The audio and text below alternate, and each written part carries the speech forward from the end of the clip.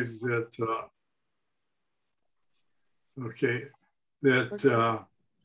Ira had been teaching out there for 24 years already. It's just really whizzed by. And he's been doing professional photography for 33 years. So he's getting to be an old timer. I noticed he's getting a little gray there too. Yes. And anyway, it's interesting too.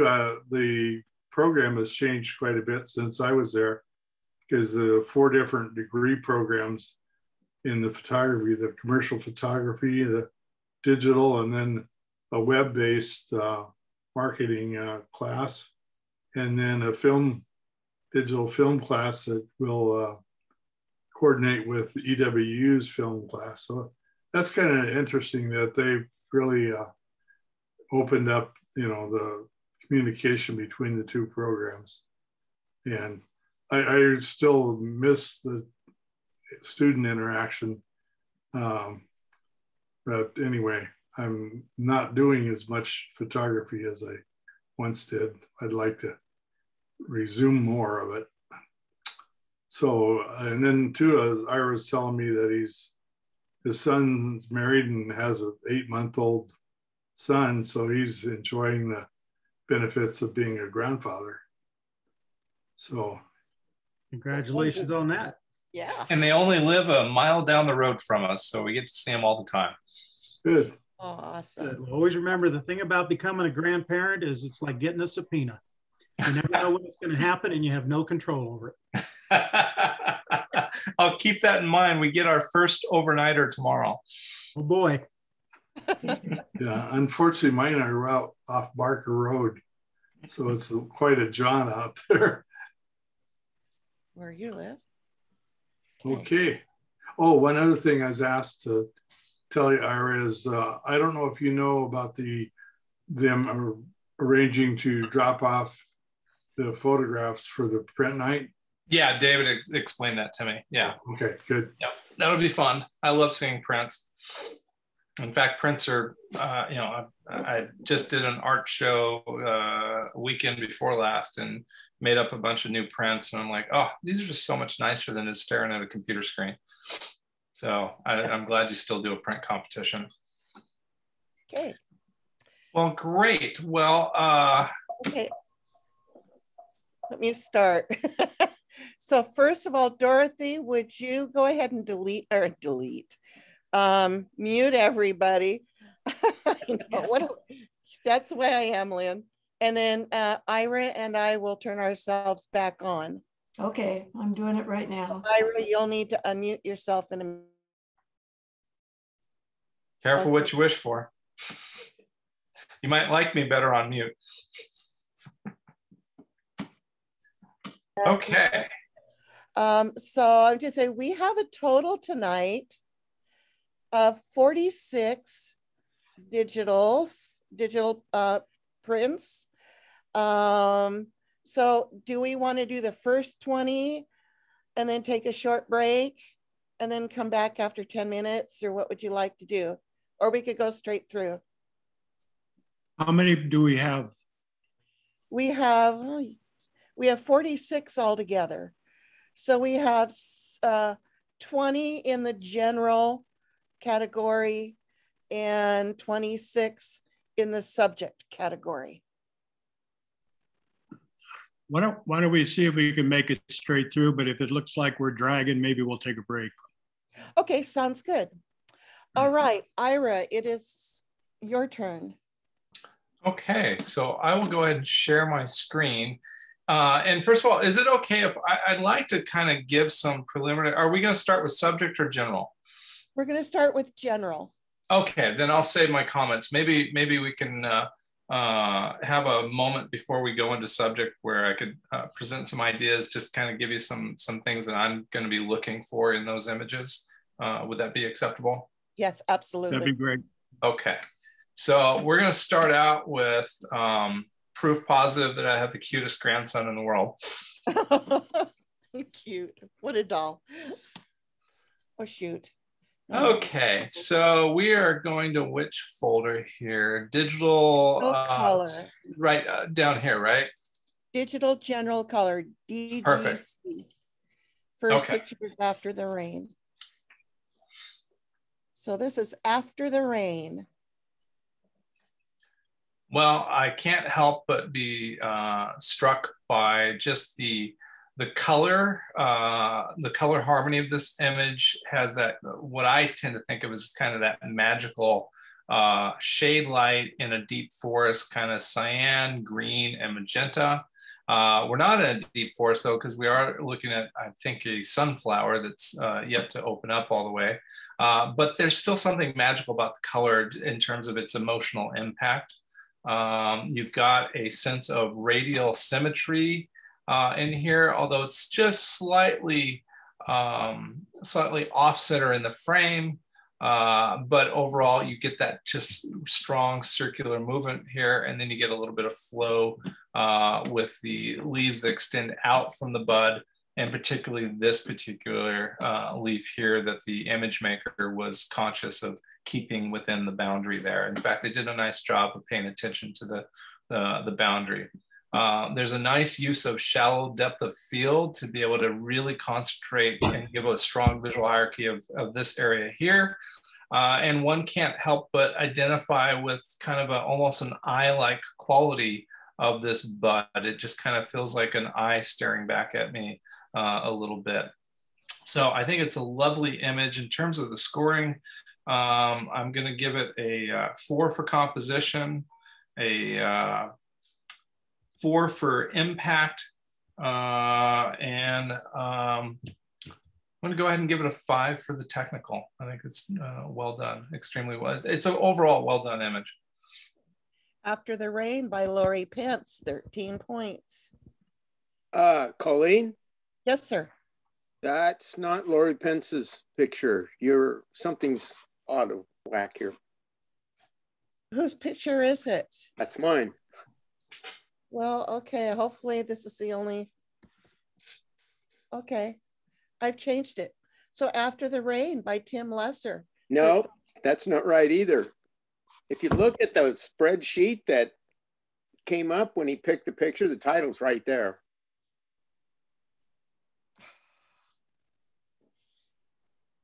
Won't be long now.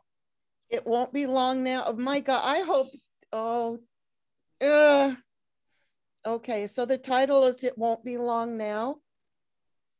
Yes. I just let you know because I don't know if more than that is one is going to be. Oh, are you starting at the bottom maybe, Ira? I was at the top of my screen. Might be the bottom of mine. So, so here, let's just, okay. Well, do you want, so it's on the, so for some reason it's showing in reverse alphabetical order. So if you want me to go down here. No, I'll just go up. You're fine. Okay. So the next one should be Train.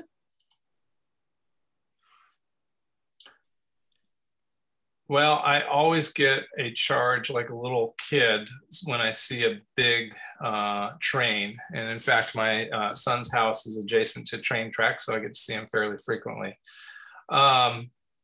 It's a very, I think, straightforward composition in that it's, I will say that this contour merger of this tree is troublesome to me because the overall emphasis of the train, I think, would be right around here because the eye wants to see, you know, when I was a kid, I always wanted to see the conductor or the engineer and do this and get them to honk their horn. I find myself wondering if the photographer moved off just a little bit to the right to be able to put the top of this peak portion, because the train shape-wise leads up to here, and this is the peak of the train, and this is the subject of the photograph. If we can move it to where it would hide this tree and operate within this negative space here, I think it might be just a little bit more successful. In terms of contrast, I feel like they've really tried to hold all their shadow detail. And I'm finding myself thinking that I'd like to see a little deeper, darker shadow to get a little stronger three-dimensional, because you'll notice there's a flattening out. And this is a hard edge shadow, which indicates that there was a clear sun aspect in here that's creating pretty hard, nice texture, but this has been held up or slightly opened up shadows just a little too far, I think, for that. And then color balance feels neutral over here. It's taken on a little purpley, you know, a little bit of cyan in this red here, and yet it's really neutral here. So there's an interesting color contrast, if you will, or color shift that feels like in this image. But I was talking with somebody recently about the fact that our digital sensors don't capture color faithfully without us manipulating it, whether it's in camera with selecting a color profile, whether it's vivid, neutral, portrait, whatever that is, or whether it's in post-production where we adjust the tone mapping, saturation, and the value of that. So I would like to see a little bit more post-production done on this.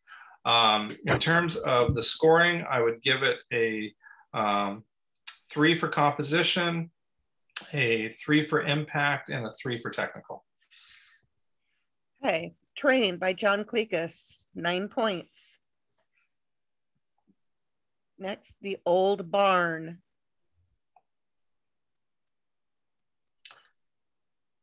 My initial reaction is, wow, what a lush image. It's filled with vibrant primary colors of white light and painting, because you've got red, green, and blue, and red, green, and yellow. It's filled with texture that have been a little bit of diffusion. It feels like a little painterly feel to this. And I am also just struck by the panorama widescreen effect that reminds me of Chinese scroll art, that you would roll the scroll out to reveal the story of the image. And there is a storytelling quality when we see all the different structures. And I'm reminded, particularly in this barn area, of a wonderful sculptural art exhibit I saw many years ago entitled Equilibrium, that was a homage to barns, dilapidated barns, that with the wind and the weather, there eventually becomes enough parts blown off the barn that leaves the structure, the skeleton of the barn, that can still remain in equilibrium against the wind forces passing through the structure. So it's got a lovely, lovely feeling to this image overall. Composition, I would give this a 4, impact 5, and technical, I'm going to say 4, only because I'm not sure the intent I'm not sure whether it's soft by intention or not. And that's just because there's some areas that are sharp and areas that are soft, but they're not related to depth of field. It's more in post-production, I think. The Old Barn by Butch Shop, 13 points. Next is Spring Fever.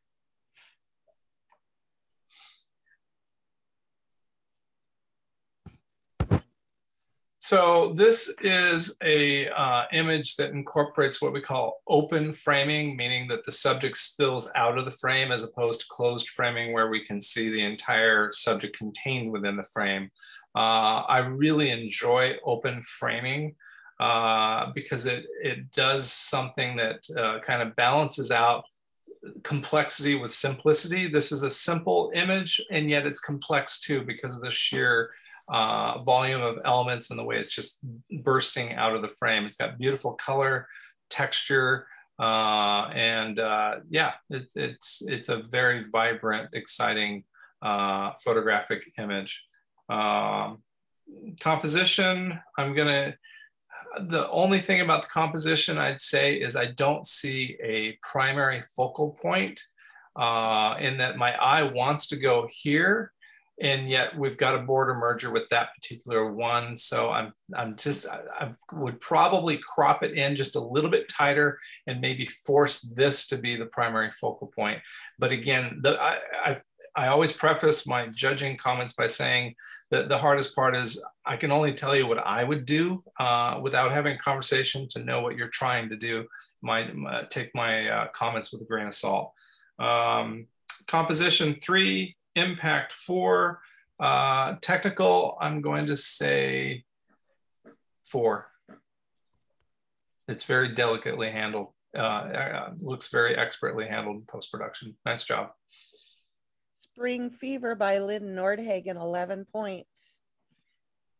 Spent Sunflower.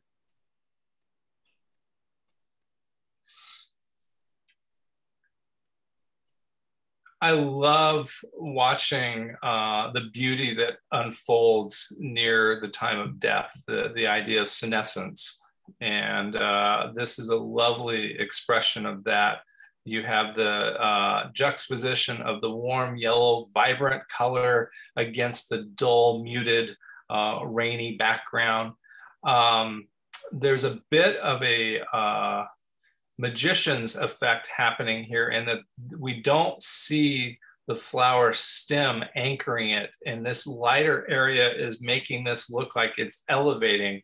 So one could think that this is a resurrection of a deceased sunflower being drawn up to heaven, because it's just got that floating in space part. Don't know if that's intentional. I do see almost a heart shape created by these lines here and the curve that comes in. So there's very much a sense of love and loss in my interpretation of this image.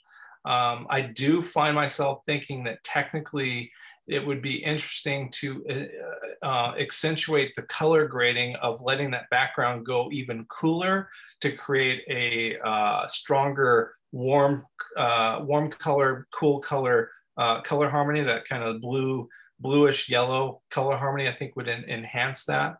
My only question, though, is whether or not it was intentional to hide the stem. That you know, was this an intentional levitation effect?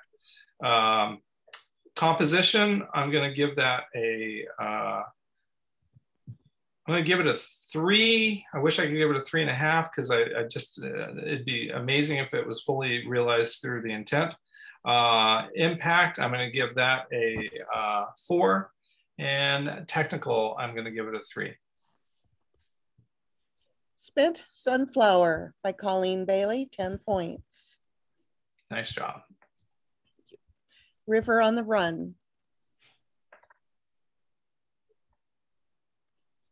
So clearly the maker was moved by the awe of whitewater, and I can imagine the sound in my head listening to it. Also, it's nice that this could be either winter, late winter, early spring. I don't know. We don't have leaves on the branches yet, but we definitely feels like big water. But I don't fully know the season. Compositionally, the maker has placed this tree over towards the lower third quadrant, although it's really kind of extends beyond that a little bit. The horizon line is kind of going through the third area here. So I kind of see what's going on. The challenge I have is I get a sense that the water is moving left to right. And I, with this edge here, I'm wanting to know where's it going. So I find myself feeling like, okay, I see a tree partially obstructing the view of the water, but I kind of want to use that and pivot either upstream to see it coming towards the tree more directly instead of the tree being in front, the tree being the target of that water, or I want to see beyond the tree to the right and know where the water's going. Just things I'm thinking about. Technically, the exposure seems a little overexposed in the highlight. This is definitely blown out. I would want to see a lot more foamy texture with that white water. And then it does feel like maybe this was taken on a low resolution camera because it looks awfully pixelated in my estimation. Composition, I'm going to give it a 2. Impact, I'm going to give it a 3. And technical, I'm going to give it, unfortunately, due to maybe the camera limitations, but I'm going to give it a 2. River on the Run by Sister Madonna Booter, 7 points. Purple Heron.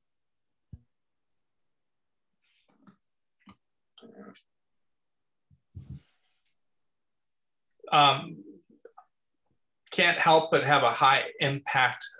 You feel like you're witnessing something rather intimate. I'm sure wildlife photographers like Steve Shining, one of the get to see these intimate animal moments more frequently than our casual observers like me that tend to see them either they've already landed or they're up in the air or they're sitting there stoically. So for me, I'm very fascinated by the shape that's created by the extension of this bird's wings and neck.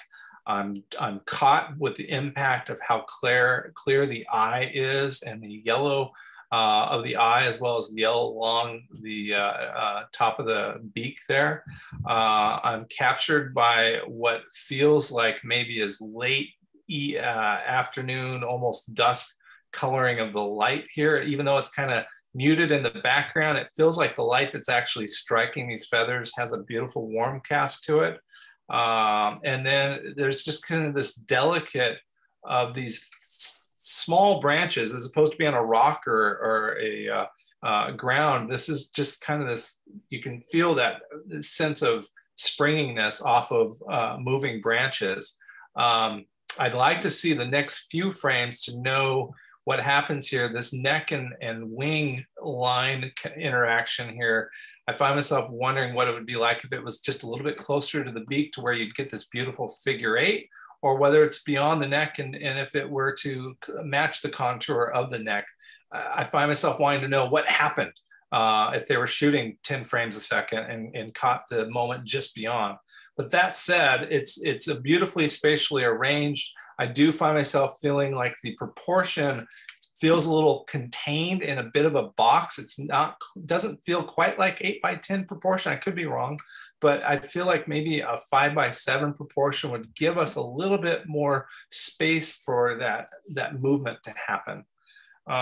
Composition, I'll give it a 3. Impact, I'm going to give it a 4. And technical, I'm going to give it a 4 because I think it's just beautifully done. Purple Heron by Rosemary Desire, 11 points. Nice. Needle Point.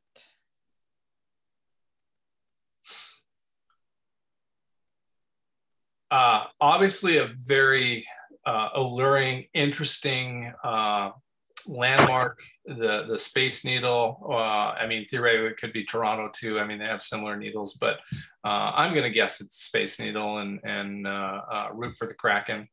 I find myself, this is a bullseye composition that the maker needs to decide is the relationship between the subject, the primary focal point, which is right here, is the relationship in this frame with the sky or with the ground. And what I mean by that is I always tell my students, we don't photograph things, we photograph the relationship between things. In this case, the idea of going up to the sky, I get that with what's happening here, but I find myself wanting to either crop down from the top to move this up in the frame to really emphasize climbing up Jack's beanstalk to see the giant, or I really want to get just a little bit cropped up in to where I really emphasize the sky. I'm kind of stuck in the middle land, Middle Earth, I suppose. So that would be my comments about composition. I'm gonna score it a 3 for composition. In terms of technical, or I'm sorry, for impact, I'll give it a good 4 for sure. For technical, I find myself thinking there's maybe a little bit more texture to be pulled out of here. I think they have done a nice job on the shadow detail. They've got nice blacks in here. I'd only try to see if I could pull down the highlights without having to pull down the whites. I don't want to pull down the whites. I just want to pull down the highlights, see if I can get a little more texture out of that. So what's your technical score? Oh, 3. Thank you. All right, Needle Point by Kim Barbie, 10 points. Little America. So I see this image and I feel like I know the maker's thought process because they have really made a connection between foreground, middle ground, and background. They are familiar with Ansel Adams' seminal work where you see the mountain in the background and the boulders in the foreground.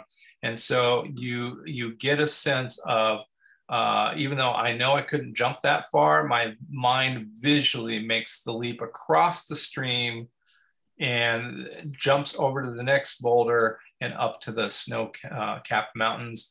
I see the relationship between grassland, foothills, and high peaks. So I see an entire ecosystem of here's where the water comes from, and then here's where we get it down here. So I love the overall narrative structure of this image. I would love to see a little bit of vignetting to just enrich the depth a little bit further by darkening this foreground and pull my eye into the frame, kind of create a little bit more support for this boulder in the foreground. That's about it. I think it's just really well done, other than the fact that I either want to see a horse, a sheep, an antelope, just something running across there. It's just missing the animalistic component of this ecosystem, but it's exquisite. Composition, I'm gonna give it a 4. Impact, I'm gonna give it a 3. Technical, I'm gonna give it a 4. Little America by Steve Shining, 11 points. Nice job. Himalayan Bulbul. Well, I love birds, so I enjoyed staring at this image, and I think I had a hairdo like this back in the 80s.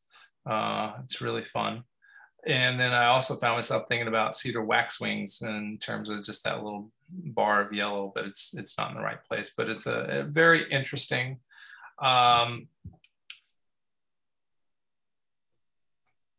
Compositionally, it's right now, it feels a bit like an identity shot, like a documentation shot, as opposed to when we looked at the blue heron, it was an interaction shot.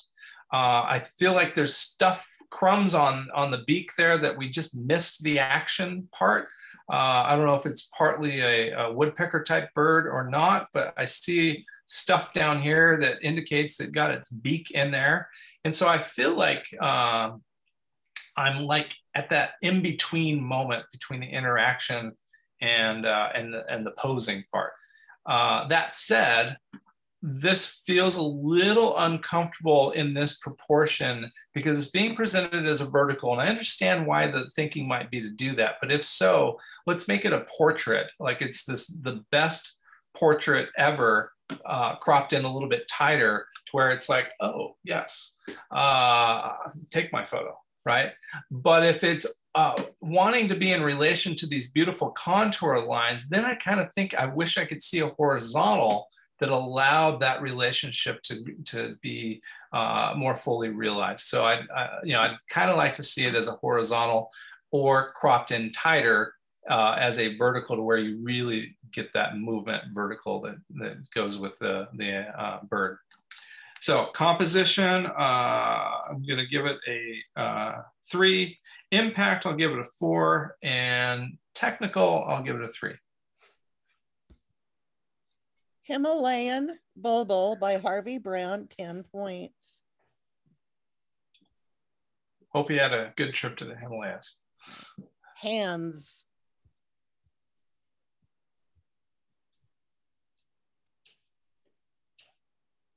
I love this concept. And in fact, years ago, I had a student that did a whole project of hands and came up with a thesis statement that basically hands tells the story of a person's life. And this says so much. There's so much storytelling in this image that makes you feel like you understand the person, and you don't have to see what they look like. We don't have to see their beauty per se to know their experience in life because of the representation of labor and the representation of really bright, vibrant vegetables and really dark brown dirt hands. The maker decided to really emphasize that through the elimination of background, through either a painting or a layer masking technique. I think it's a really nice concept. I will tell you that the easiest way to do that without having it be so obvious in the painting part would be to simply grab a piece of black velvet and drape that over the person's hand. I do this all the time in my work because I love creating that complete isolation. The interesting thing about this image is it feels like it's taken on an extremely clear and bright sunny day, but it's presented to us with this very dark negative space in there to where I feel like we're floating in space a little bit.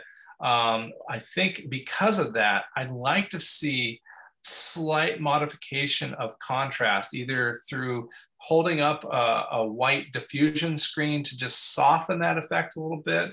But on the other hand, maybe they're going for like here, this is healthy food and they want that high impact. So in which case maybe a white background instead of the black might help mitigate that just a little bit to be a little more uplifting.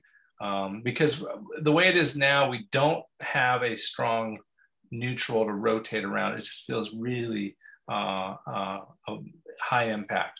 That said, it is a high impact image. So compositionally, it's fairly symmetrical at a slight angle. It's got a lot of movement in it through the pattern of the vegetables and the rhythm of the fingers, the texture. It's got a lot of wonderful compositional elements. I'm going to give it a 3 for composition. I'm going to give it a 5 for impact, and I'm going to give it a 2 for technical. Hands by Don Burnell, 10 points. Fall color reflection.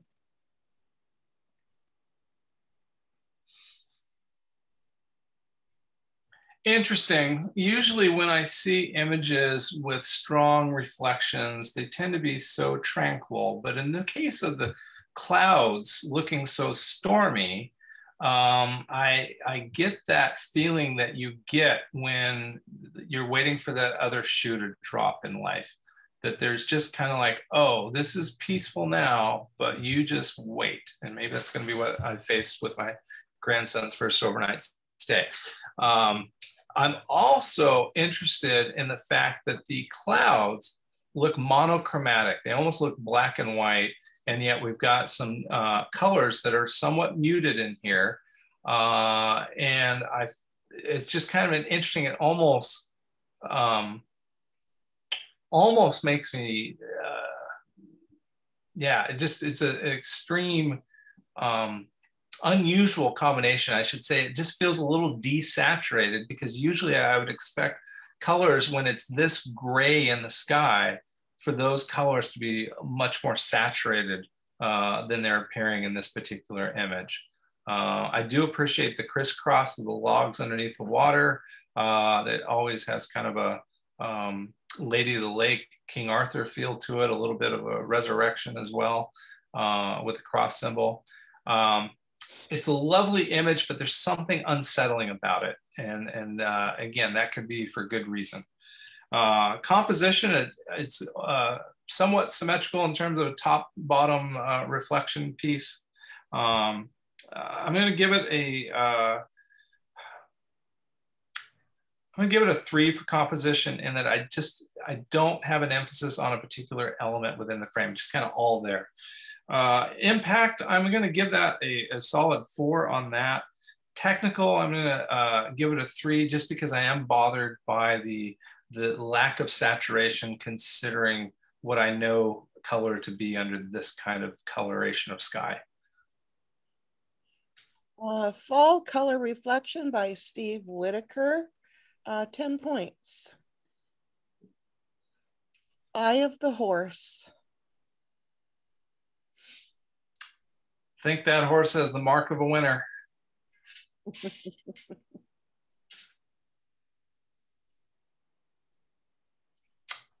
So this is an interesting one. It's a high impact image in that you're just, bam, super close to a horse. Most of us are afraid to get that close to a horse that don't know them very well. Graphically, I actually am finding myself really interested in this area on the left side and find myself wondering if I could say more with less, just because that's highlight on that eye coming out of that socket, combined with the texture of the horsehide with that white mark, that just is really interesting to me. Or the other option would be to bring it the other way and really focus on the relationship with man through the presentation of the straps of the bridle right there. And in which case I'd want to, be thinking about where to, how to deal with that white part. But I do find myself thinking that the two eyes being on the same axis, yet not being presented fully in the same plane, starts to be problematic, to where the image isn't fully resolved one way or the other.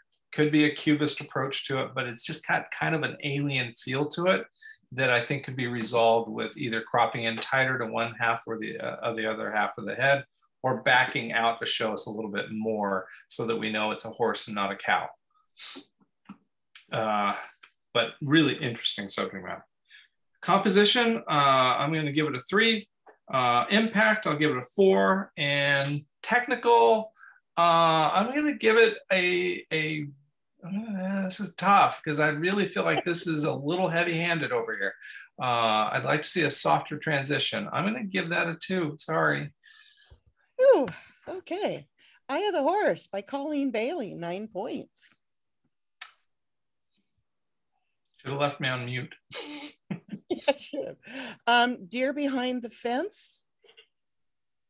This is called Deer Behind the Fence.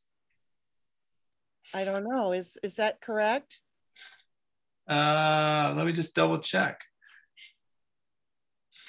Let's see. Yeah, it's got to be Deer Behind the Fence. Interesting.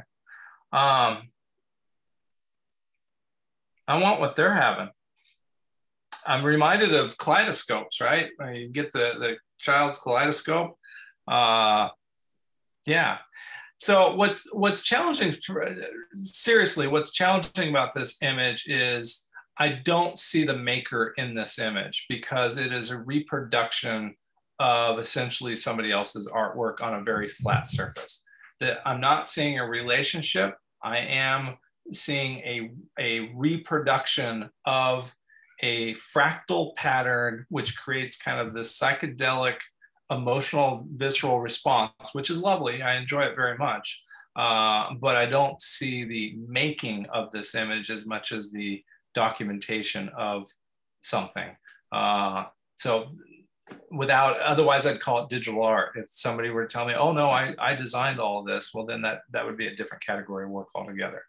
That said, it's a symmetrical composition, but it's also a pentagon shape going on here. It's got interesting color harmony, and it definitely is emotive. So compositionally, I'll give it a 2, impact 3. Technical, I just can't really evaluate. It feels like it goes soft, but I think it's the limitation of the subject matter being photographed. But I'm just going to give it a just to be consistent with my relative scoring, I'm going to give it a 2. Deer Behind the Fence by Jean Alleman, 7 points. Blue Waters, Western New Zealand. So one of the ways we communicate our intent is with the titling of an image. And in this case, the title suggests that the subject of this photograph was the blue waters, but unfortunately it's obstructed by the green tree in the foreground. And so I do find that problematic, in that the subject matter is probably intended to be somewhere down in here. And then I would, can you guys see the area that I'm highlighting, the square? Are you able to, you're probably not able to see that. I'm so sorry, I do this and then I realize you can't see it. So let me,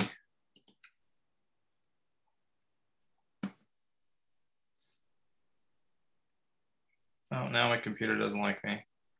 There we go. Let's see here.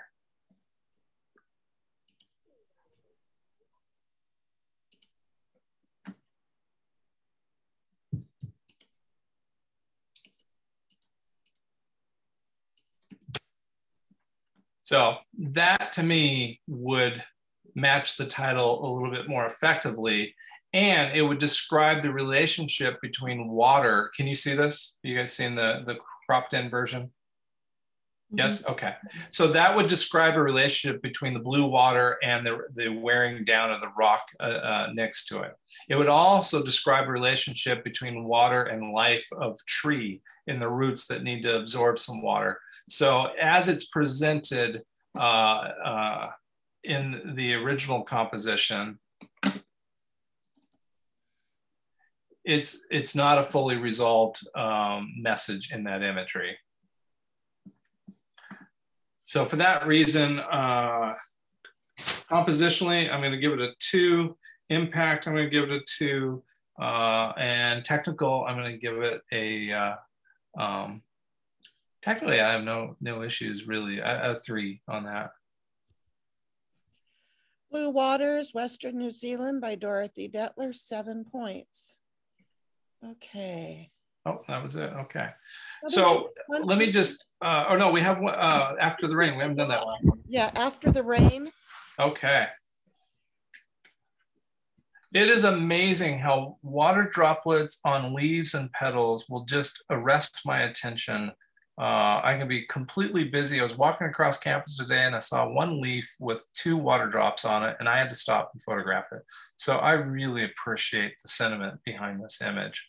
I also, the texture of the petals is that like papery, beautiful, translucent petals. It's like a peony or something like that. I'm terrible with names. Roger, forgive me. Roger's an expert at plant identification. I am not. And then it almost feels like a spider hanging out in this part of the scene here too. So it's just kind of an interesting presentation. I think the composition works really well. There's this beautiful, it's almost like this stem is hugging this over here. There's a sense of shelter happening here. There's another diagonal here. I think it's overall pretty good. If I were to divide the frame, this focal point is a little off to the side. I wish there was just a little bit more room to bring that to the 1/3 plane where we could really explore the golden mean ratio within the frame of the image itself. So I would open that up just a little bit. I feel like the image just seems slightly washed out in that I bet it could be just a little more vibrance brought into that image that would just bring it just a little bit more energy to it. But overall, it's a lovely image. 3 for composition, 4 for impact, and 3 for technical. Just a minute. 3, 4.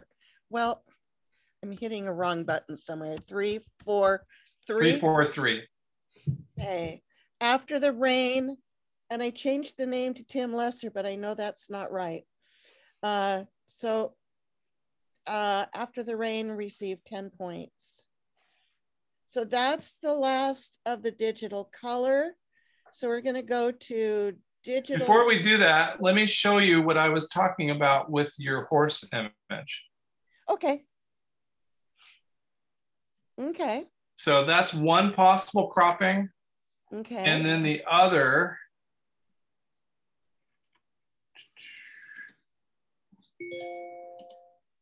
is that one. All right. So my friend might get a couple more pictures to put on her wall. Yeah, I just think that, what do you guys think? I think that just kind of adds to it a little bit. Yeah. Cool. Thank you. Yeah. Okay. Back to work.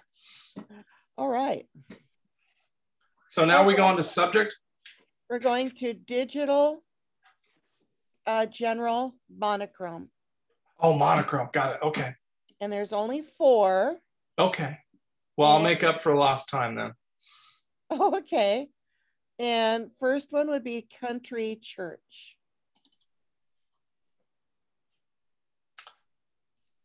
I always love this kind of just clean image. It reminds me of Paul Strand's work, as you'll see in just a little bit.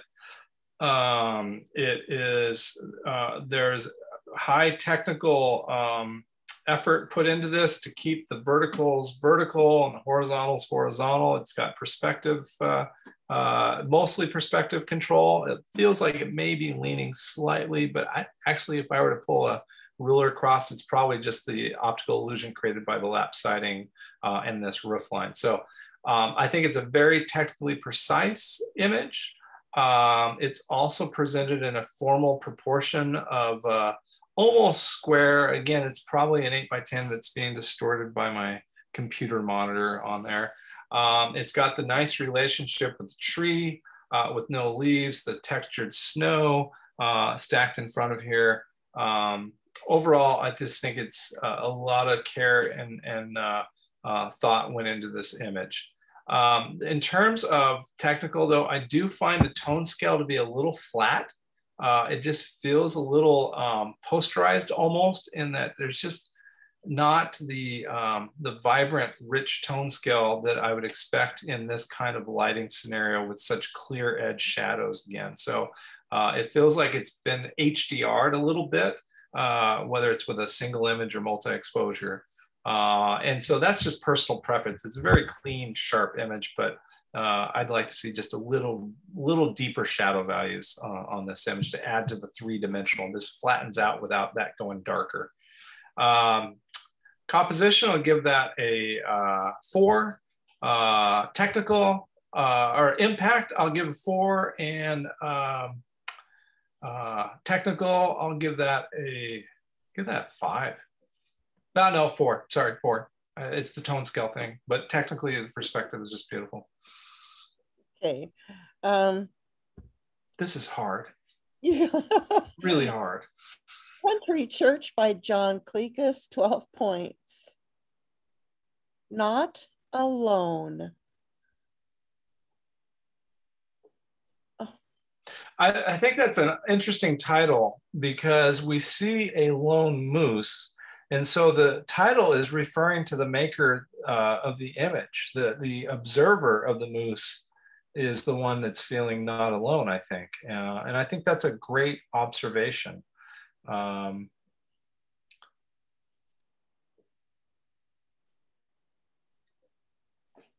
The thing about the moose is, while I wish the moose was over here, I'm not really good at posing moose, and I wouldn't get up close to it and try to lead it over to where I want them.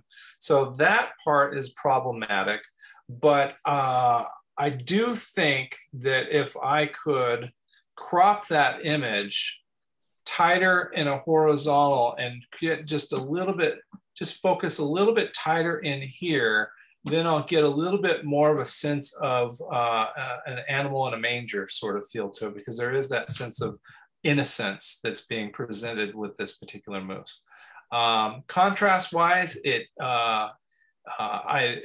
feels very much like film from the standpoint of a slightly overexposed and slightly higher contrast image with some blown out highlights. So it kind of reminds me of 35mm film with kind of the graininess feel to it, but I don't think that's the case. I suspect it's potentially, again, a low resolution digital camera that doesn't have the kinds of sensor that can just hold some of those highlight details, but I would try to push those down in post-production a little bit more than what we have there. I'm going to give it a 2 for composition, a 4 for impact, and a 2 for technical. Not Alone by John McLaughlin, 8 points. Rounding the Bend.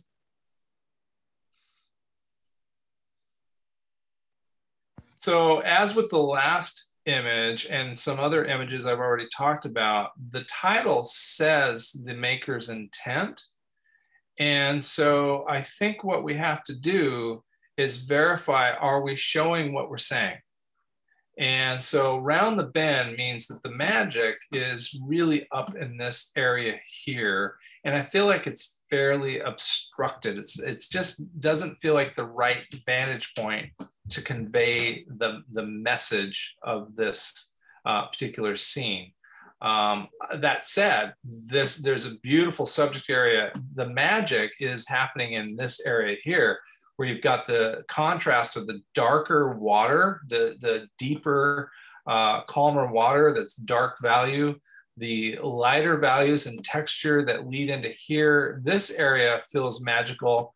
And then you have this other area around here. So I find myself wanting to move slightly to the left to get this tree isolated, get that water to wrap around that corner and really capture this area right in here. Would be, to me, would clarify the intent of this image a little bit further. Otherwise, you've got this big empty space that is waiting for a large waterfowl to come through there, or better yet, a fly fishing drift boat to come through here to fill this scene. This is a movie scene waiting for an actor to appear. Composition 2, impact 3, and technical 2. Rounding the Bend by Sister Madonna Booter, 7 points. And the last one in this category is South America Street Vendor.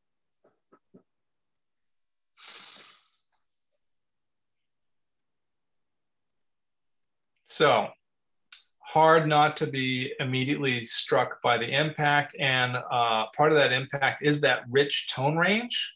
Like, look at you've got the rich highlights, you've got the dark values. What I don't know, what's really perplexing to me, is what's happening in this area here and this area here with this little borderline of something going across there. I don't know whether this is supposed to be a panning shot, that this is a person is on something that's moving and this is the background panning effect. I don't know, if so, it's interesting that they have their hand in the pocket while they're moving so fast. So I don't know what to make of this area here and this area here. And so I find myself, and I feel like I'm losing the edge of the cheekbone. The jawline and cheekbone is starting to merge into this painterly background. So I'm troubled by that, even though I am absolutely enamored and enraptured with the human element in this frame. Like, there's just the chain, the hand in the pocket, the jacket, which feels like a pretty luxurious jacket with the different textures and patterns, and dress shirt that's going on underneath this beautifully knit sweater. And obviously it feels like it's a business person of some sort that's selling commodity, whatever this is, whether this is nuts or I'm not sure what it is because I can't read the sign. And then there's just a stoicism that really portrays the dignity of the human spirit in there, with those deep eyes that just, there's a lot to love in this image, but there's some things that I would personally try to get rid of that line right there. And I would try to figure out whether I could clean up, or like this cheek looks like it went out here and then somehow got blurred into the background. I'm just not understanding that. Compositionally, I think it works as kind of an L composition. I'll give it a 4 for composition. I'll give it a 4 for impact. I'm going to give it a 2 for technical. South America Street Vendor by Don Burnell, 10 points. All right, now we're going into subject color. Okay. And we'll start with Avenue of the Giants, if that works for you. Sure. Can I talk for just a moment about the subject of the month? Yes. Okay. So you asked me to be here on a month where you chose a design element as your primary subject. And that is wonderful and challenging. On the one hand, the design element of line, when it's a subject by itself, lends itself towards abstraction. On the other hand, it lends itself to being a leading line or a definition of shape or the contour line. But sometimes lines by themselves can be difficult to create an image that says something. And so one of the things I wanted to share with you was just this idea of line is for photographers, you know, graphic designers and painters, they'll start with point as the first design element because they start with a blank canvas and they make a point. For photographers, we have a harder time with that individual point unless we're trying to get grain the size of golf balls in a pointillist approach. So for us, line and shape are two of the most important design elements. And Paul Strand is credited with really exhibiting the photographer's ability to make an image rather than just Xeroxing the world by really emphasizing design elements, line, shape, form, pattern, texture, etc. in those compositions. And then you look at how people, you know, just doing some research on how people respond to line can give us some great insights and implied lines through lighting. Look at the use of noir, how it uses the shadows and lines to really create emotional impact. And then thinking about the relationship with shape and movement with Payet Mondrian's interpretation of space through a grid system that emphasizes line as well. And then ultimately Cubism and it's moving away from realism because of photography, but in a sense teaching us photographers the need to see the minimalist, how to simplify our compositions to have the structures to support the image. And the person that really did that better than anybody, in my opinion, is Henri Cartier-Bresson in terms of pure straight photography, the ability to capture a candid moment in a fleeting second, fraction of a second.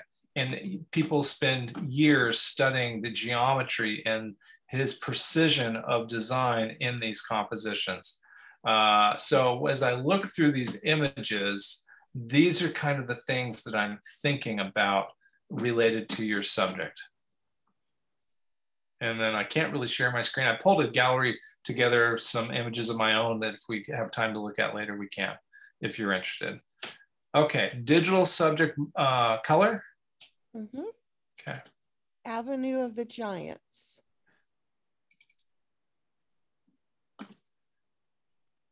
Yeah, no better place to find line than tall redwoods and this beautiful road that comes through there. Rode my motorcycle there this summer, so I have a real affinity. That said, compositionally, I'm not. You know, I think it meets the subject matter very, very well. Subject of the month. Challenge always is this is an example of this is a leading line that needs something to lead to. Now, this tree here might be it, in which case I might crop this in a little bit tighter to really, we don't need this area over here. It's not leading us anywhere, it's leading us out. So I might crop that in just a little bit tighter to lead us, particularly this waviness that we're working around those trees and to get just really focus on these verticals in here with the leading yellow line. Composition, I'll give it a 3.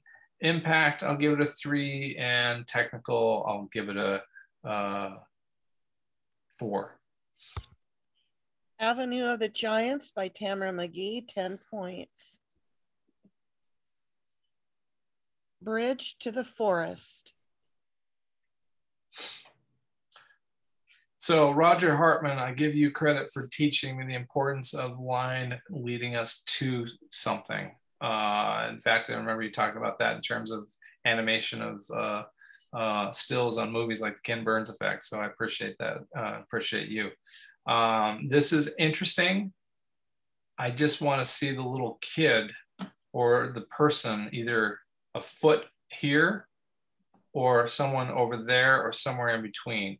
Or another idea is to pay attention to the fact that this is dead wood and this is living wood. And so maybe turn this into a vertical and really show the relationship between the trees in the background and the bridge in the foreground. But that said, it's a very graphic, powerful image that would be super useful for a lot of things as a background, or just a dynamic image. It might be fun just to put one shoe out on that bridge. Just a random shoe could be interesting as well. In the spirit of time, I'll just give this a 3 for composition, 3 for impact, and I'm gonna say 2 for technical. There's more to be had from this image. Bridge to the Forest by Steve Whitaker, 8 points. Circling.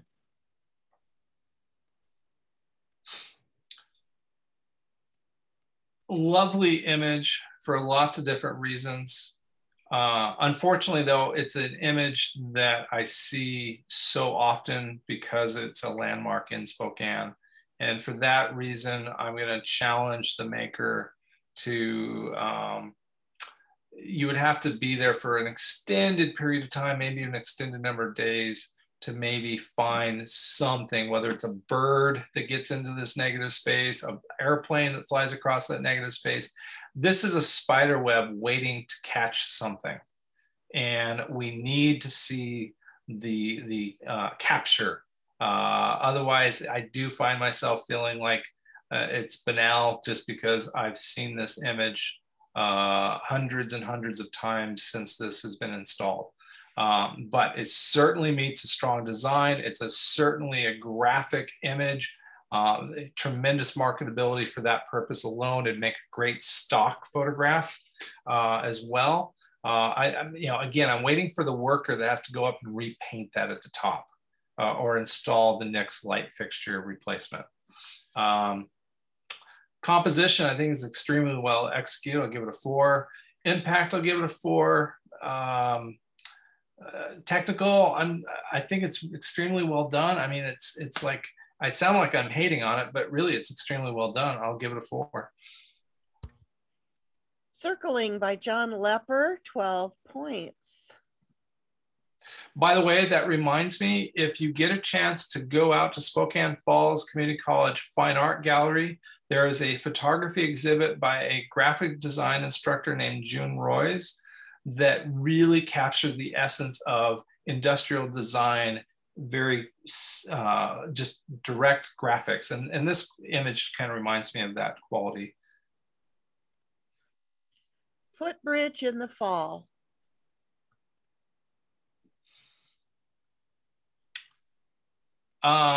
This image was made by a true kindred spirit, a romantic at heart, that just makes me want to put a padlock on one of those cross braces and start the tradition that is so well known in Paris, where you put a lock with your lover's initials on it and you throw away the key. There's just a romance to this image, the beautiful fall colors. There's a containment of the frame that's above and around you. So you're kind of, you've got this freedom beyond, and you've got this contained, and then you've collected all these gold coins of the leaves in here that just feels like just that sense of embodiment of love of life in this image that's just really accentuated by the dynamic diagonal lines throughout this, this subject matter. So beautiful image. And again, it's a scene waiting for the romance actors to show up, even if it's just a red umbrella set out there. or a padlock somewhere in here. It would make an absolutely phenomenal image. That said, it's got great geometry. It's really well composed. I'm going to give that a 4 for composition. I'm sorry, it's just my heart says 5 for impact, and a 4 for technical. I think it's just expertly handled tone scale. Footbridge in the Fall by Donna Larson, 13 points. Wow. Nice. Heavenly Days.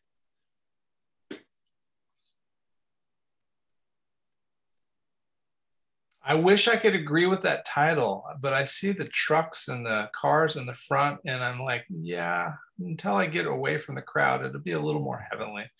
But I get it. It's beautiful sky, beautiful movement. Although it feels a little apocalyptic, kind of like that one image of the reflection that just was neutral gray and desaturated color. This is very strong, cool tone that just doesn't feel as inviting as maybe a pale blue coloring. And I feel like the coloring is obviously something that we can manage in post-production to say what we want to emotionally. This feels a little ominous with this color grading on here. It's got a nice linear perspective by these converging lines. And it is leading us towards traffic and towards the mountain, which maybe the ominous part is connecting with feelings of, oh, is there going to be snow in the pass? When I get there, am I going to need to chain up? Is it going to be slippery? So there's a danger factor being expressed. There's a nice storytelling quality to this image. That said, I do feel like there's maybe too much space in here to where the story is up here. But actually, I just think it's an issue of, it's hard to really appreciate this on such a small screen because it's so complex with so many pieces to it that this would be great as a huge mural size print. So that said, composition, I will give that a 4. Impact, I'm going to give it a 3, and technical 2. Heavenly Days by Lynn Nordhagen, 9 points. Itty Bitty Spider.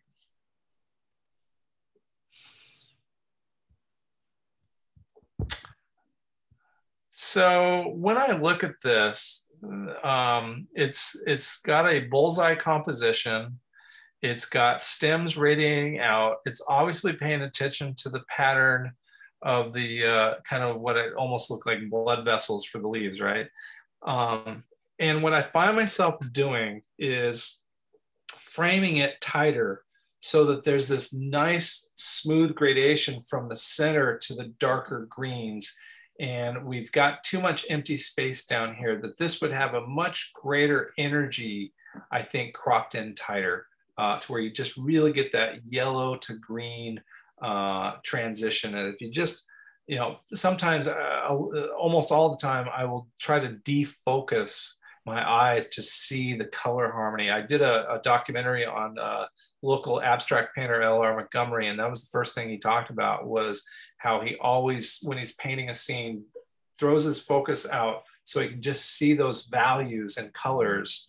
And I think that the maker, if we did that, we'd want to come in a little bit tighter on that. Composition, I'm going to give it a 2. Impact, I'm going to give it a 2. Technical, I'm going to give it a 4. Itty Bitty Spider by Tim Lesser, 8 points. Looking Up. Oh, okay. So this is an intense image. And in fact, it immediately creates a visceral response of reminding me of watching Triumph of the Will, that Nazi propaganda film by Leni Riefenstahl that was just so beautifully filmed. But there's just a weight to this, what feels like wings and these vertical, almost feels like a banner hanging down from it, that that this architecture feels like it's going to fall on my head.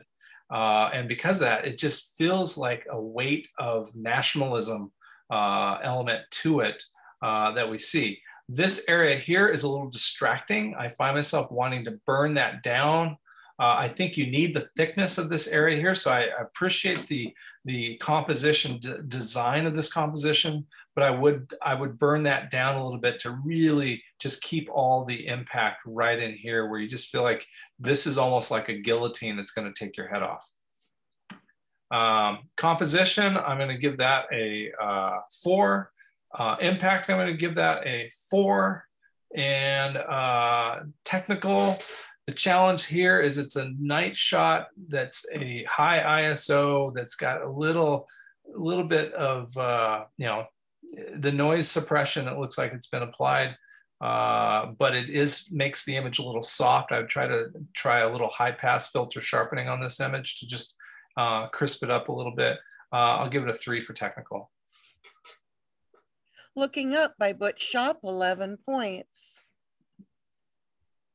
Mount Vernon tulips. Okay, tulips in an alternate universe. The Dutch were the first to colonize Mars. It obviously is a color infrared, which creates a very surreal experience. And I think in doing so, the maker forces the viewer to contemplate potentially the cultural meaning of tulips in our society. Just the history of the tulip economy is really fascinating. It also brings to mind global warming or climate change or whatever you want to call it, because this trough of dirt down the middle feels extra arid and dry. And we are seeing these surreal pink purple cast and this really unhealthy color for a sky, that it just feels like this is a very powerful socio-political statement about culture and how we place value on things that maybe are potentially wasteful in terms of water resources. It makes me think about Nestle bottling all the water in California and how crops are going to be affected by this, because tulips are a luxury item. I can't really eat tulips, but man, they are known to be associated with icons of wealth or symbolism of wealth. Brilliant image, in my opinion, for this reason. It says so much. I'm going to give that a, I'm going to give it a 4 for composition, 5 for impact, and a 4 for, no, I'm going to, it's a winner. I'm going to give it a 5 for technical too. Mount Vernon tulips by Kim Barbie, 14 points. Did not know Kim was so politically active. Osprey Landing. So I love the fact that the maker really understood the importance of the line in this assignment, because you really have beautiful lines. And then they also appreciate that nature will always reclaim what man has made. And so you get the nature of the osprey, of which they try to keep off those power lines, but they will nest no matter what. And they are very, very diligent about it. Also, you get the sense of trees trying to reclaim their territory. And so you have this beautiful relationship. There's a beautiful narrative in this film. The only challenge is the maker, again, is struggling with equipment that's just not suited for this, not as well suited to present a high resolution, high quality image. It does have a pixelization, which indicates to me that the maker had to use what's called digital zoom versus optical zoom, that they zoomed in by blowing up pixels as opposed to having the resolution and the lens optics to be able to get it in camera with a cleaner image. But I think it's a beautiful storytelling image. And I think it's very well composed. I'll give it a 4 for composition. I'll give it a 3 for impact, and unfortunately a 2 for technical. it's got some issues. Osprey Landing by Sister Madonna Booter, 9 points. How lovely. I'm a huge fan of Sister Madonna. Yeah. Palouse Portal, we all are. Palouse Portal. So I just have a vision of two guys on one of those hand things that they go up and down to go down the railroad tracks. For some reason, it's making me think about Keystone Cops, or some sort of old black and white silent Charlie Chaplin movie that the getaway was along that track out of town. I make this stuff up in my head. I've always got a movie playing in there whenever I see an image. It's an interesting crisscross of really strong geometry, beautiful day. To me, I think I'd want to figure out how I could do something more with this sign, because it's got the nice number that identifies it here. And I find myself wanting to come in just a little bit tighter because this long trail isn't taking us to a subject matter. I'm not sure what the subject is other than the train tracks leading out of town. And I'm having to, I guess that's what I'm pointing out, is I'm having to fill in and tell myself a story because the story is not there. And that's kind of the difference between reading the novel or watching the movie. I find myself wanting to see some interaction happening in this space. I do feel like the clouds could be brought in a little bit more. I think this image was overexposed in camera to where you weren't able to pull in the texture of the clouds as much as you want. And this was a very hard contrasty scene to photograph. And so they erred on the side of the great shadow detail throughout here. Beautiful shadows. This deserved to have a second exposure and to sandwich those together to get the sky where you needed it to be, or use a graduated neutral density filter. We tend to forget with digital that optical filters over the lens can help solve a lot of things that can't be solved in the computer. So compositionally, I'm going to give it a 3. Impact, I'm going to give it a 2. Technical, I'll give it a 3. Palouse Portal by Tim McGee, 8 points. Pond to Tree. Sounds like a chess match. I love the story. It's really, it's showing a relationship. The maker knew the relationship and expressed it through the title, Pond to Tree, showing the relationship of water to growth. And then the nurturing of Mother Earth with the carpet of green in between. It's lovely. I do feel like this tree is a little cramped at the top edge here. I'd like to expand this view just a little bit further because you won't lose the impact of that tree. Just open that up a little bit. When your focal point is closer to one border than the other, it gets thrown out of alignment. Whereas here we have a little bit more space and it feels supported a little bit better. It's a beautiful, it's a horizontal cinematic storytelling image. I do find myself wondering whether or not a vertical with a taller horizon line would be even a stronger movement between the tree and the pond. But brilliant idea, got the concept really, really well. Composition, I'll give it a 3. Impact, I'll give it a 4. Technical, I'm going to give it a 3. I do feel like there's some dehaze that could improve this area here. Again, I'm not sure if they had a UV haze filter on their lens, but definitely in post-production, you could, you've got all this richness here. I would probably try to pull just a little bit more out of this background area. I would leave it if I was trying to just use it as a atmospheric depth. But since this tree is really the subject matter in connection to the water, then I would want to get a little more vibrance out of that tree to equal a little closer to the vibrance that we have contrast-wise and saturation-wise down in here. So have I scored this yet? Yes. I did score it. Yeah. Oh, good. Okay. Yeah. Pond to Tree by Steve Shining, 10 points. Lovely. So Red Rock country.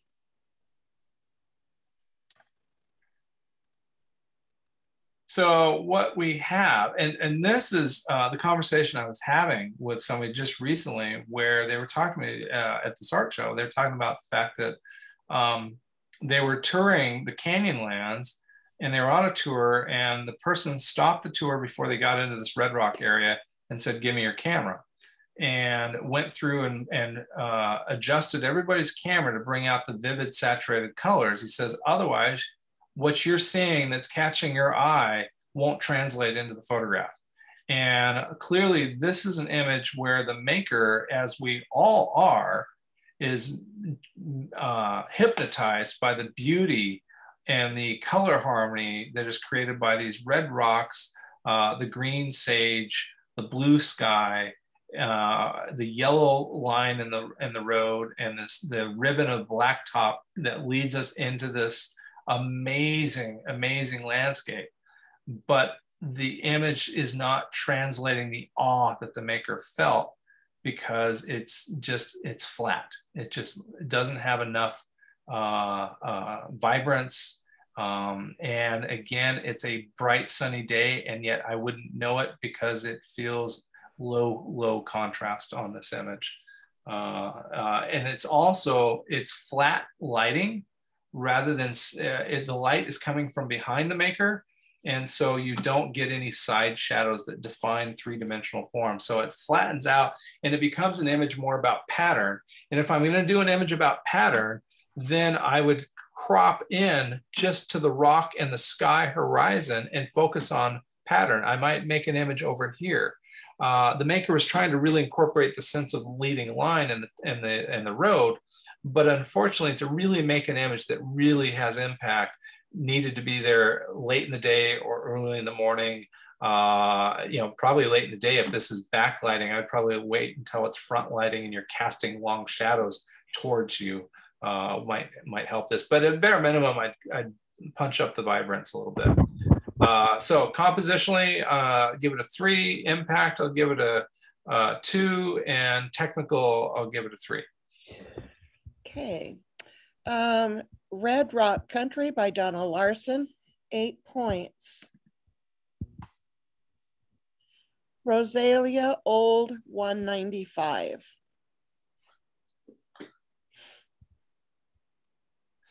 Yeah, I ride my motorcycle down here quite a bit. It's a lovely area. It's very dramatic and a very emotional space, with the recent fire that burned a whole town out down there. I think the emphasis on the tracks, particularly the dark values, which also make me think of a burned wood sort of feel to it, and then the time of year with just kind of the lack of life in the field, really emphasize some nice texture. In fact, you get a sense that maybe a herd of deer might have bedded down on the left side there. But the sky is pulling my eye out of the frame, and so I find myself wanting to crop it in tighter from the top to really emphasize the track. And really the story is that the track, almost the cross pieces that support the track, disappear in about the middle ground area. So I just would crop that in tighter.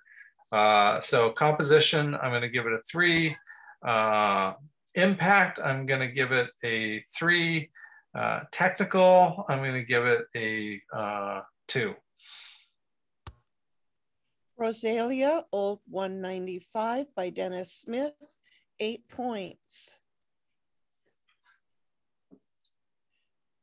Running Lines.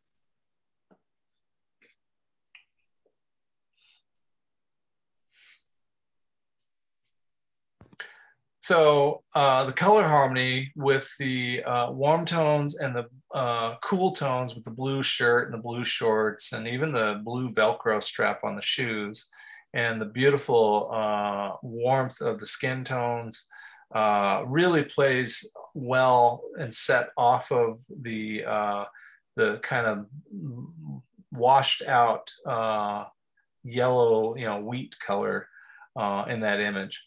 It's interesting that they're saying running lines, because this area here doesn't feel as defined as a line as the area beyond it back in here. So this is kind of that opening up foreground with the lines revealing themselves more in the distance in the background. So I find myself wanting to see this as a vertical that would allow that movement to let the eye see how far, imagine how far a distance this young kid ran into the field. I love the dirt cloud that's coming from the shoes. I love the intensity of the expression. I love that the hands are kind of that stiff intensity of effort, karate chop hand going on here.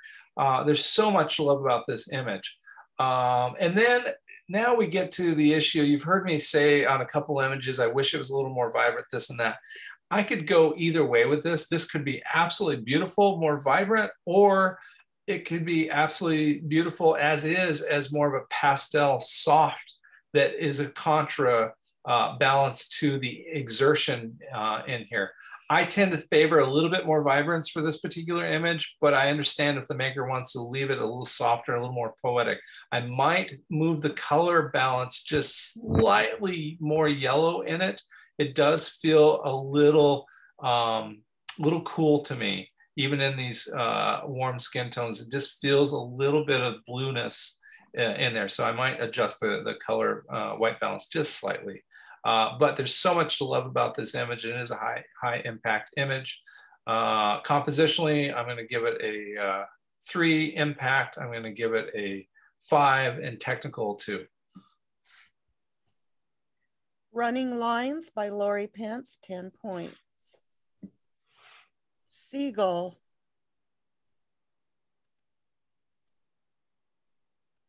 Interesting. If it wasn't for the title, I don't think I would have noticed the seagull. What I was noticing was 2 people making cell phone photos of a clearly a tourist attraction, or a very cultural landmark icon community space. And I found that very interesting. However, the challenge I have is these 2 people are pretty far apart along a similar horizontal axis. And so I find myself wanting to either have moved over to the right to bring them into proximity, even though they're spatially apart, bring them close together, because then we're paying attention to the juxtaposition of clothing styles. And we're also paying attention to the relationship of the 2 cell phones. The bird is secondary, in my opinion. I mean, I get the narrative that, oh, it's a bird and everybody's photographing it on top of this amazing thing. But I think more important might be to trap the relationship of the bird to the first person by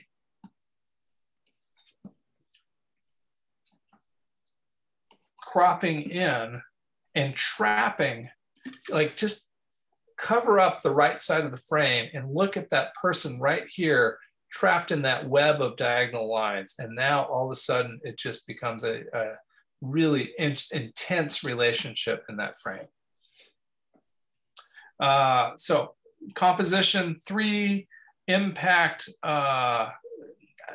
it would have been a 5, but I'm going to give it a 3 because of the cropping. And the technical, it feels like there's some technical issues in terms, again, I'm thinking it's a cell phone photo maybe, which would be appropriate for all the other cell phones.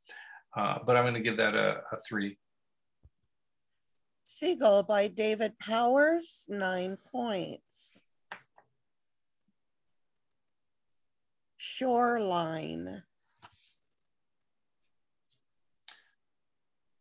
So I think I see what the maker was thinking about, and they were thinking about the relationship of the violet flowers, the 3 structures along the shore, and the mountains above. And that tends to make a beautiful poetry. I find myself wondering whether or not if we could have angled to the right and created a little more symmetrical center line to rotate everything on, whether or not that would have a stronger image, or whether or not the image is really 2 images that we need to choose one or the other. because if I crop the bottom half, I get a really strong sense of the water line, the reflections, the three structures, and the violet flower in the foreground. If I crop just below, or just you know, from the top of the frame down, and just get down to the structures, now I'm showing the relationship of man surviving in this very hostile environment, and I see the reflection of the structures. So it feels like the maker is trying to get everything, say everything in one image, where maybe they needed two or three images to say it, or they needed to choose to say one important thing in that. So that's where I'm at with that one. And hopefully we have time, I can show you some of these crops that I did. Composition, I'm going to give it a 3. Impact, I'm going to give it a 3, and technical 3. Shoreline by Harvey Brown, 9 points. Oops.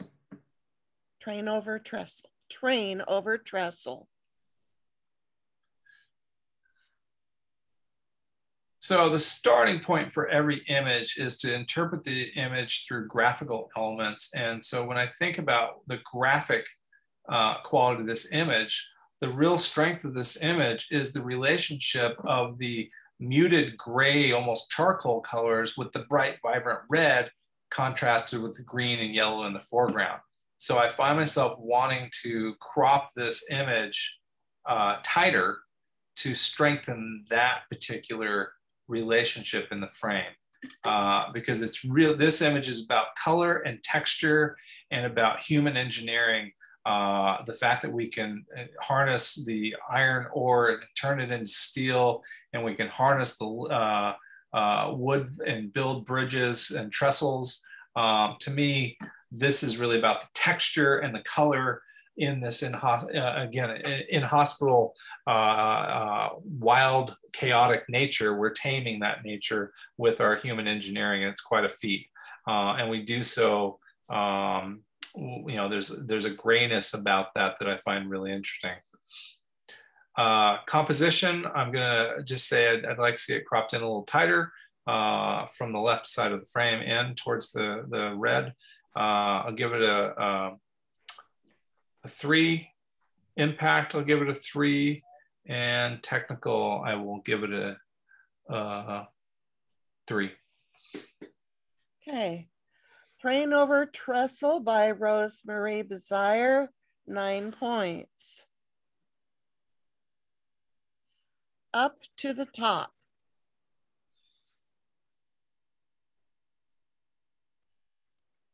Okay, I had to really think about this because the title, it makes me think I should be climbing, but I feel like I have an aerial view. So that's kind of I feel like I'm higher than the trail leads. And it wasn't until I thought about what the meaning of the title was, I actually didn't even notice this was a walking trail, a series of trails actually. You see one here, you see one here, you see one coming up here and going around. What I was seeing was more just a topography pattern and 3-dimensional texture that reminds me, you know, and maybe if I were to crop this in, I might imagine this to be a prehistoric camel dinosaur, because this just feels like a camel hump right in here. And so I find myself, you know, less interested in the trail and more interested in the creature I could create by cropping this in tighter, and I start seeing a Komodo dragon or, you know, something like that.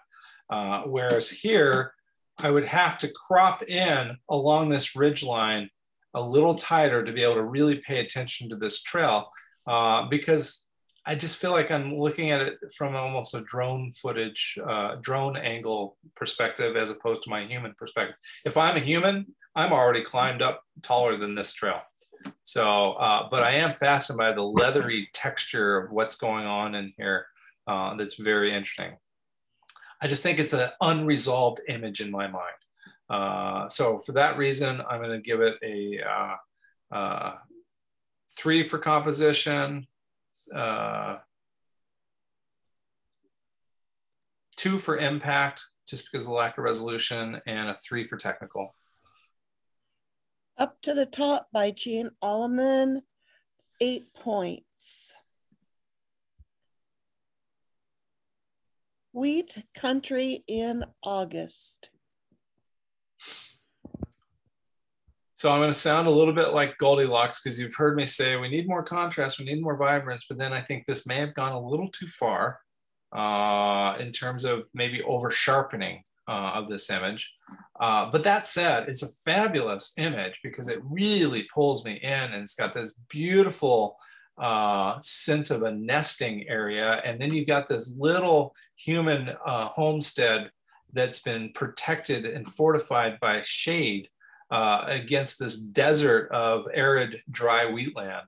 And then you've got the clouds in the background here, and these beautiful big clouds.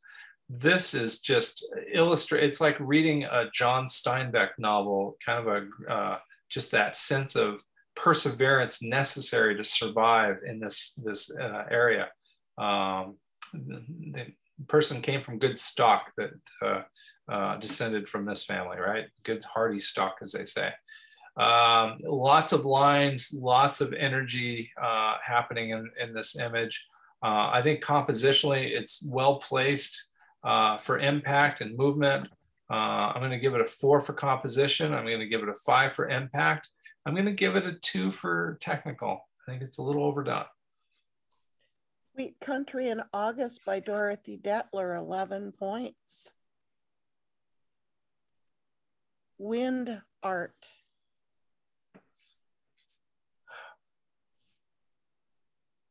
I don't know where this club stands when it comes to digital painting. This feels like a painting rather than a photograph. It feels like the sand dunes have been warped through a painterly process. Lots of stuff going on. That said, it makes me think of, oh gosh, who's the painter of Nighthawks? Edward Hopper. It kind of reminds me in terms of the color palette and that beach, not his Nighthawks, but he did a series of paintings in, I think, his summer cottage area. And it has this feel of being kind of on an East Coast summer cottage beach location. I do struggle with calling it a photograph. It does not feel photographic. It feels overtly painterly. So that said, compositionally, it's really all distilled down. While the subject's line, this image is really about texture. And although the foreground definitely is about movement and texture as well, but not really sure what to say about it. There's an interesting little something here that I appreciate that holds me in this space a little bit longer. I'll give it a 3 for composition. I will give it a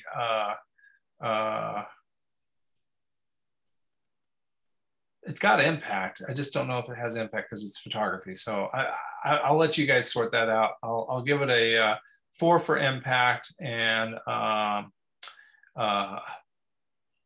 mean, a lot of technical skill went into this. So I'm really torn because I don't think it should qualify, but technically it's definitely a 5 for skill level. Okay. Wind Art by Elaine Giordoni, 12 points.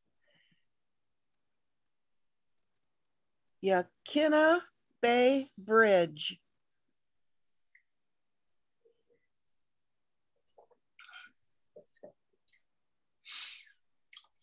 The orange car in the middle of the bridge makes the image because of the color harmony that it creates with the copper green of the bridge itself and the orange netting that's along there. Like, that is the magic of this image, in my opinion.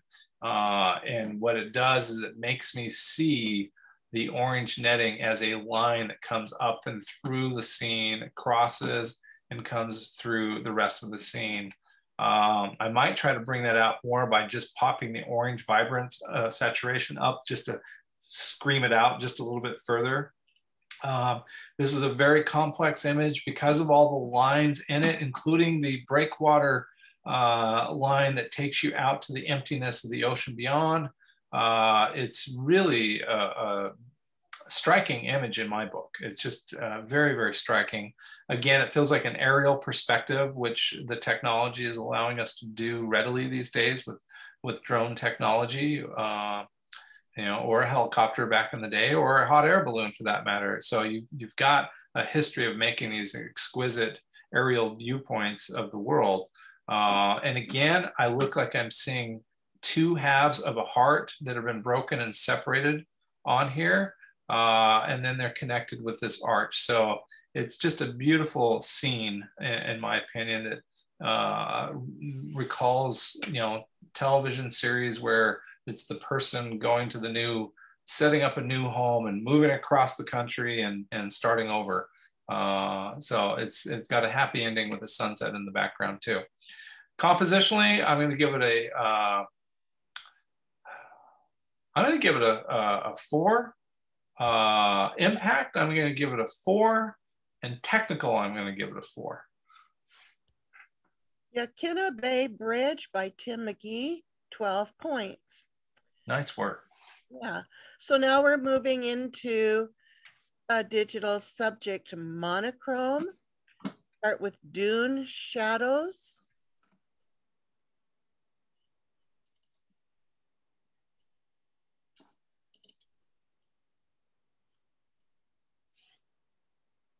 So this is Dune Shadows.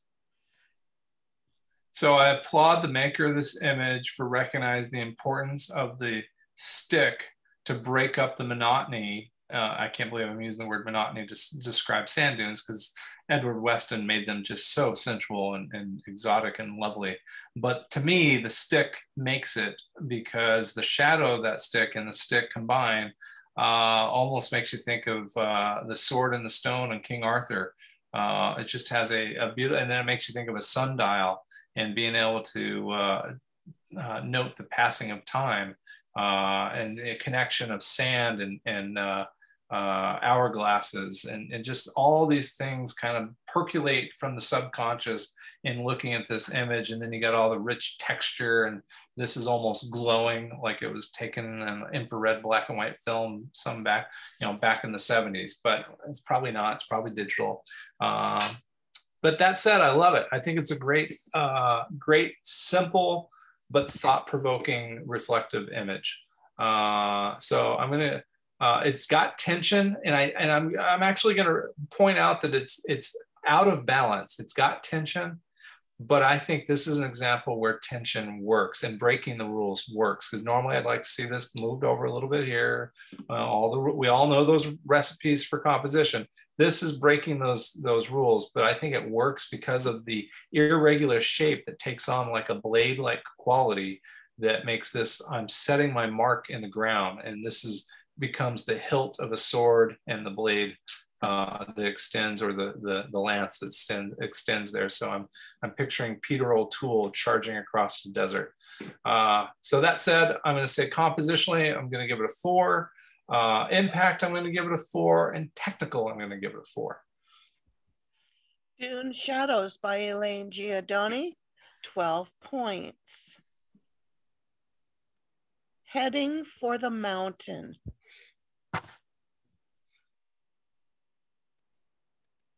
Well, the mountain definitely captures my attention, and the texture on there. And yet I know the maker is really thinking about leading lines and the highway coming up to the mountain. But I got to tell you, I'm just lost in the rich textures going on. Now, I do see some technical issues happening where you're getting some pixelization or banding that's happening in here, this area here. And I'm not sure why that is, because I do see just a real nice rich tone scale. We're getting blown out highlights in here too. So it feels like the image may have been worked over pretty hard in post-production because we're starting to lose some detail, and the image is starting to fall apart just a little bit. So I'm okay with that from the standpoint. I always try to work an image till I break it, but then I back it off just far enough to where I hold the image together without some of these issues that happen.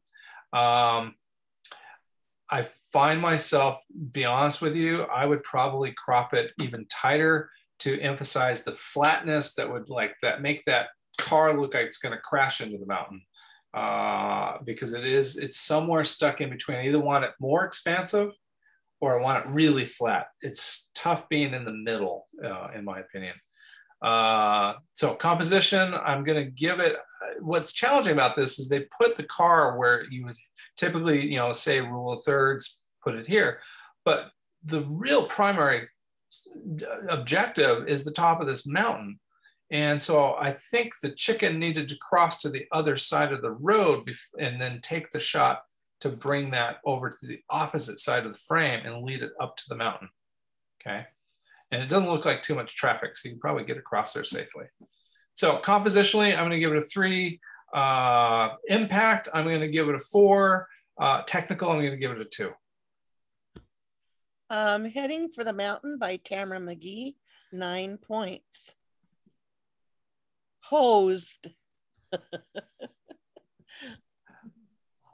I applaud the maker of this image because they not only addressed the assignment criteria of line, but they also provided a purpose for that line relating to the subject matter. There's a relationship there between the dog and the hoses that are framing it. And I don't know about you, but I could imagine my dog creating that mess by trying to attack that hose and drag it around. Although I don't think he can get his mouth around it, but you just that sort of animalistic springiness, messiness that dogs are just known to get into trouble. And this dog is like, yeah, I did this. I was playing. So I think this is a brilliant image. I think it's extremely well composed. The only thing I would do to enhance this image would be vignette it, to burn in these corners. We would do this in the darkroom back in the day, and we still do it in the tone range is beautiful in the primary area. I'm just pulled out of the frame by the fact that these are light values pulling my eye out of the frame. I would just vignette this a little bit, and you have an award-winning image. I'd submit that to a competition. Oh wait, this is one. So I'm going to give this a 5 for composition, 4 for impact, and a 4 for technical. Hosed by David Powers, 13 points. Nice. Into the Light. Fabulous graphic image, fantastic handling of tone range. Look at the highlights and the gradation of tones from the very top where it's really bright and then it turns into shades of gray, darker, darker, darker. The complete juxtaposition of light and dark values of the cables versus the dark night sky, the starburst of the light, I get that. I just need the person running forward with the Nike swoosh on their running jersey, and this would be the ideal Nike store just do it sign. Like, it's just got that kind of vibrant urban energy that is just fantastic. And so what I like about this image is I see it as being a really fabulous ambiance and environmental background image blown up 8 feet and put across a wall to really help people feel the vibe of the city, which Spokane is becoming a legitimate major city. It's becoming very urban with medical schools and all the construction going on. And I'm assuming this is in Spokane. I could be wrong because this is a suspension bridge that could be done anywhere. The other thing I see going on here is these cable connections, and looking up makes me think of a church pipe organ. There's just that beautiful cathedral quality to this that just really is spectacular. So I'm going to give this, it's a nice symmetrical composition. I'd hire a runner to run across there. But other than that, it's just an architect's dream of an image, really good graphic architecture image. I'm going to give it a 4 for composition, a 5 for impact, and a 5 for technical. Into the Light by John Lepper, 14 points. I see John's graphical style is very strong. This is our last image, Osprey Landing. The maker did a great job of picking the moment and seizing it. We see the action. The talons are out. We see the strong vertical line. I might crop this in tighter to really emphasize, make it like a Chinese or Japanese scroll, vertical scroll to really lead up to the osprey. Unfortunately, the weakness here is the camera technology used. It's doing that digital zoom, and we don't see it as clearly as we'd like, in which case there's where I would actually intentionally layer in some textures and make it more painterly. Like, okay, we got the essence. The poetry is in the maker of this image, and in all their images that I've talked about tonight, sees the poetry of life. And that's the part I love about their work. The technical limitations can be overcome by taking a more painterly approach to it. If you don't have a lot of pixels to work with, then let's camouflage it with maybe photographing some rock surfaces or some water surfaces and just layer that in on top just to add some, technically it just adds some noise to soften the image. This just feels harsh and blocky as opposed to the rhythmic and musical lyrical poetry that clearly the maker sees that. And I just love their worldview so much.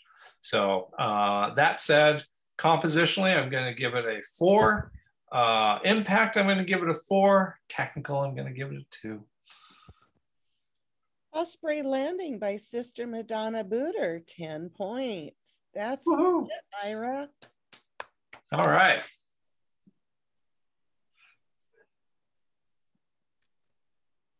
Well, thank you, Ira. We appreciate it. We especially appreciate the way you make us stretch our thinking about our images. So Well, thank you so much. I appreciate it. And if you are all around downtown Spokane in November, I will be exhibiting some work at the Helix Winery Tasting Room down across from the Davenport Hotel through the month of November, starting on First Friday. Cool. We'll look forward to that. The other thing I'll share with you is I've been receiving some requests for some tutorials. I don't have everything up yet, but if you go to my website,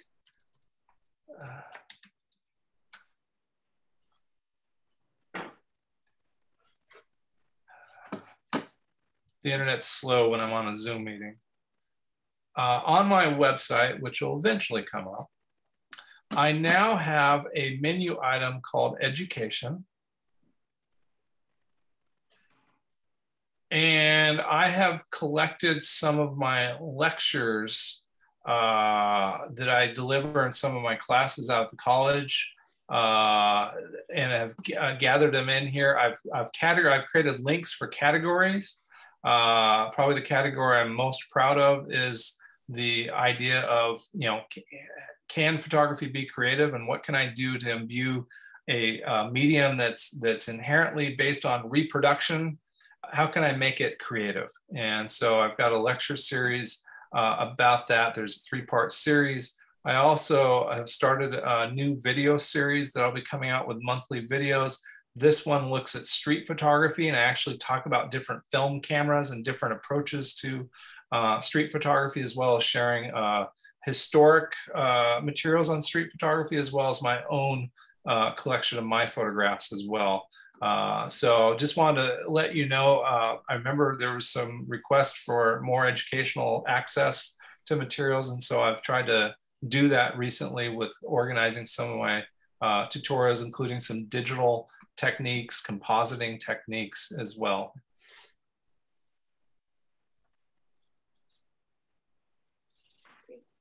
Well, thank you. That's great to see that. And then we'll look forward to logging in and seeing what we can learn. All right. Thank you so much for having me. Thank you very much. Everybody, let's thank Ira for doing a wonderful job tonight. Thank you, Ira. Thank you very much. Good to see you. Great to see you. John, are you gonna do your video or not? I'm thinking it might be. I'm sorry I was late. I was actually doing a photographic tutorial on masking and just lost track of time. But I think it might be better to do it during print night when there's, I see there's already a few people logged off. Yeah, it's gone pretty long tonight. Yeah. So, okay. But I do need to just say one quick thing to everybody before we go. And that is, don't forget print night. You can do up to 4 prints. You can do 2 color, 2 black and white. And that the dates, October 13th is the deadline for getting the digital of your print into the upload. And then you can deliver prints by the 15th that's the following Friday.